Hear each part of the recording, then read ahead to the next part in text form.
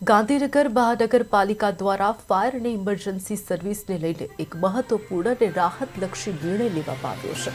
હવેથી નગરપાલિકા વિસ્તારની બહાર કેનાલ, નદી કે તળાવમાં ડૂબી ગયેલી વ્યક્તિઓના મૃતદેહ શોધવાની કામગીરી કે આગ લાગવાની સ્થિતિમાં બચાવ કામગીરી માટે મનપા ફાયર બ્રિગેડ દ્વારા કોઈપણ પ્રકારનો ચાર્જ વસૂલવામાં આવશે નહીં। અગાઉ મનપા હદ બહાર આવી સેવાઓ માટે નક્કી કરેલ ચાર્જ લેવામાં આવતો હતો, પરંતુ હવે નાગરિકોને આર્થિક બોજથી મુક્તિ આપવા માટે આ જૂનો નિયમ રદ કરવામાં આવ્યો છે। આજે મેયર મીરાબેન પટેલના અધ્યક્ષસ્થાને મળેલી સામાન્ય સભામાં આ દરખાસ્તને મંજૂરી આપવામાં આવી હતી। આ નિર્ણયથી ગાંધીનગરના આસપાસના ગ્રામ્ય વિસ્તારો તથા બિન મનપા વિસ્તારમાં રહેતા નાગરિકોને રાહત મળશે। જો કે આ મુક્તિ માત્ર બિન વ્યવસાયિક અને જીવન રક્ષક કામગીરી માટે જ લાગુ રહેશે। મહત્વનું છે કે વ્યવસાયિક ઇમારતો, દુકાનો, કોમ્પ્લેક્સ કે ઓફિસોમાં આગ જેવી ઘટના ઘટે ત્યારે હજુ પણ અગાઉ નક્કી કરેલા ચાર્જ પ્રમાણે જ વસૂલાત રહેશે। આ ઉપરાંત આજની સામાન્ય સભામાં અન્ય કુલ 7 વિવિધ એજન્ડા પર અન્ય ચર્ચા કરીને મંજૂરી આપવામાં આવી હતી।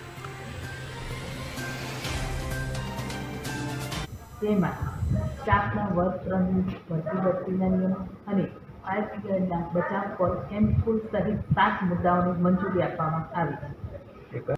વર્ગ 3ની જગ્યાના ભરતી-બઢતીના નિયમો, ફાયર વિભાગનો અને સરકારમાં જે હેતુભેદ કરવાનો હતો સરકારને સોંપવામાં આવે છે એ બ્લોક એમ ટોટલ 7 મુદ્દાઓને મંજૂરી આપવામાં આવી છે। થઈ ગયું છે અત્યારે હાલ એ જે જમીન અને જે પ્લોટ જમીન સરકારને ફાળવવામાં આવ્યો છે એ સરકારે દરેક નાગરિકોને એમના વિચાર કરીને અને એમના ઉપયોગ માટે જે બાજુમાં ફાયર બ્રિગેડ છે એની બાજુમાં શાળા તો ક્યારેય હોઈ જ ના શકે અને સરકાર ફાયર બ્રિગેડની બાજુમાં શાળા ના બનાવે અને એ લોકોની માંગણી હતી કે રમતગમતના સાધનો અને શાળાના ઉપયોગ માટે કરવાનો હતો।